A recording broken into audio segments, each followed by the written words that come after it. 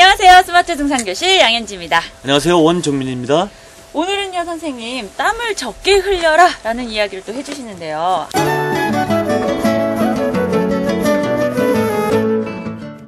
이 땀을 좀 많이 흘려야지 운동하는 기분도 들고 이렇게 다이어트도 된다라는 느낌이 드는데 왜 땀을 흘리지 말라고 하시는 거예요?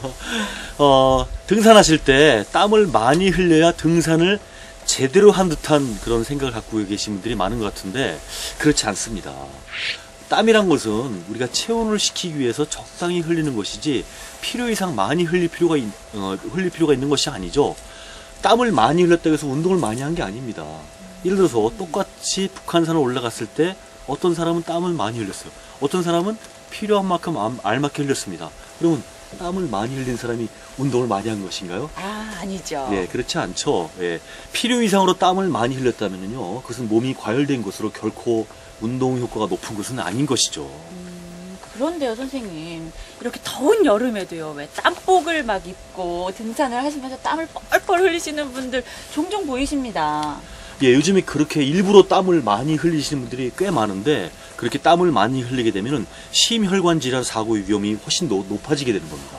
땀을 흘리는데 이 심혈관 질환에까지 영향을 주나요? 예, 그렇습니다. 땀을 흘리게 되면은 우리 몸속에 수분이 부족해지죠. 예, 수분이 부족해지면은 혈액이 결국 뻑뻑해지는 게 되는 거죠. 네. 뻑뻑해지면 혈액순환 속도가 느려지게 됩니다. 근데 혈액순환 속도가 느려지면 안 되기 때문에 우리 몸에서는 혈압을 높여주고 심장을 더 심차게 박동을 시켜서 혈액순환 속도를 일정하게 유지를 하기 위해서 가뜩이나 지쳐있는 심장이 더욱더 무리를 하고 혹사를 할 수밖에 없는 것이죠. 예, 심장에 무리를 주는 정도에 그치면 괜찮은데 더 심해지게 되면은 이 뻑뻑해진 혈액이 끈적끈적해지죠. 그러면서 끈적해진 혈액이 뭉친 작은 알갱이, 즉 혈전을 만드는데 이 혈전이 평소에 불량한 혈관을 가진 사람들이 있죠. 혈관이 좁아진 사람들, 또 혈관벽에 지방이 꼈다거나 이랬을 때는 여러 가지 막히는 현상이 벌어지는데, 뇌에서 막히면은 큰일 나죠. 바로 뇌경색, 뇌졸중 이런 사고가 벌어지고요. 네. 심장에서 막히면은 심근경색, 심장마비 이런 사고들이 벌어져서 더 치명적인 사고로까지 이어질 수가 있는 것이죠.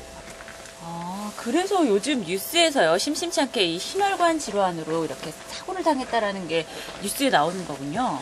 예, 그런 뉴스를 많이 접하게 되죠. 예. 그래서 최근에 보면은 산 입구에 아예 평소에 심혈관 질환이 있으신 분들은 등산할 때 각별히 조심하시고 물도 많이 드시고 이런 경고문들이 붙어 있는 거죠. 그 스쳐 지나가면서 봤던 그 경고문이 이래서 거기에 붙어 있었던 그렇습니다. 거네요. 예. 그러면은요, 이렇게 땀을 적게 흘려야 되는데 어떻게 하면 땀을 적게 흘릴 수 있는지 그 방법을 좀 말해주세요. 그래서 레이어링 시스템이 중요한 겁니다.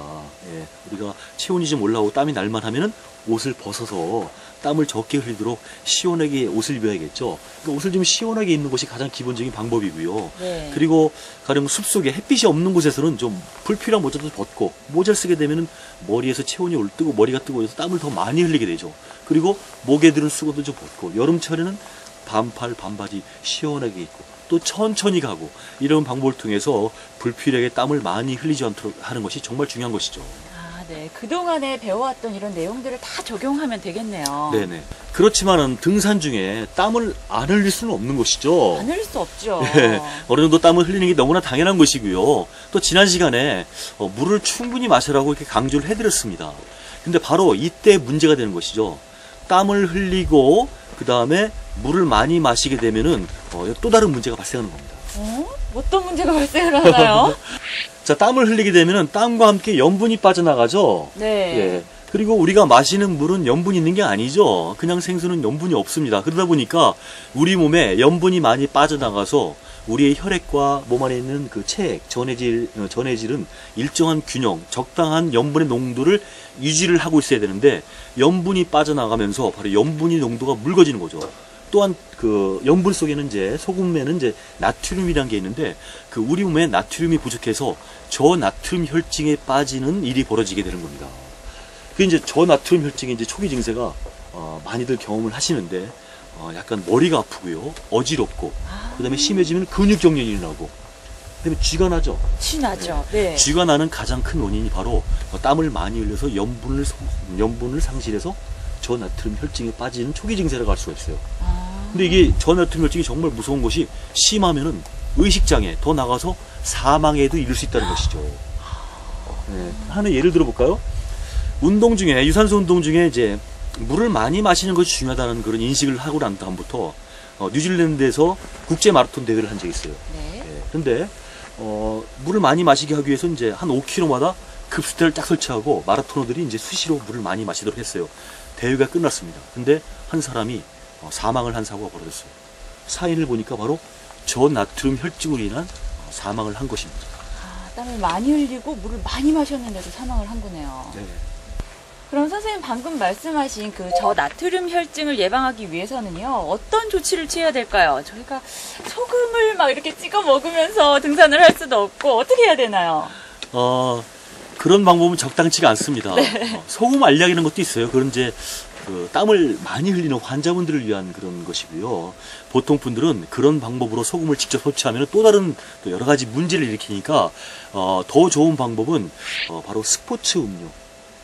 이온 음료라고 그러죠. 네네. 예, 거기에는 이제 우리 몸에 전해질 그 농도와 비슷한 그런 염분이 알맞게 들어있어서 그런 것이 참 좋고요.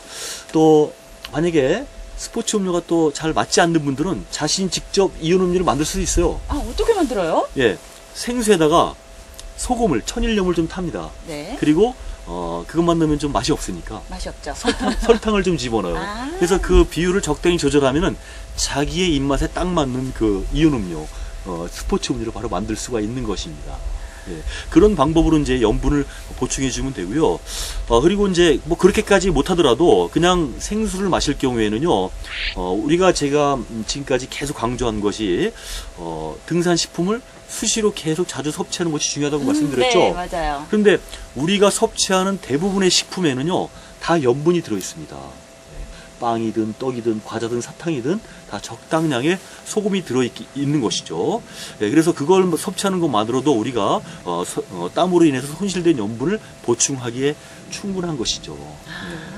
그리고 이제 아무래도 산에서는요, 우리가 입맛에 좀 짭짤한 것이 더 잘 입맛에 잘 맞아요. 맞아요. 그래서 뭐 예를 들어 중호밥 같은 것도 준비하실 때도요, 집에서는 이제 이 정도면 간이 맞았겠다. 그런 것도 사실 산에 가면은요, 좀 싱겁게 느껴진다는 거죠. 그래서 좀 의도적으로 좀 짭짤하게 준비하는 것이 산에서는 훨씬 더 염분을 보충하기 좋기 때문에 입맛에 잘 맞는 것입니다.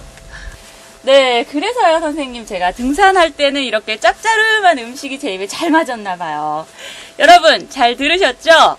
등산하실 때 이렇게 지나치게 땀을 많이 흘리게 되면은요, 심장에 무리를 주게 되고요, 또 심혈관 사고의 위험을 높인다고 하니까요, 되도록 땀을 적게 흘리시게 노력을 하시고요, 또 땀을 흘리게 되면 염분이 배출이 된다고 하니까요, 스포츠 음료를 드시거나 아니면 조금 짭짤한 행동식을 중간중간에 섭취를 하시면서요, 염분 섭취도 놓치지 마시길 바랄게요.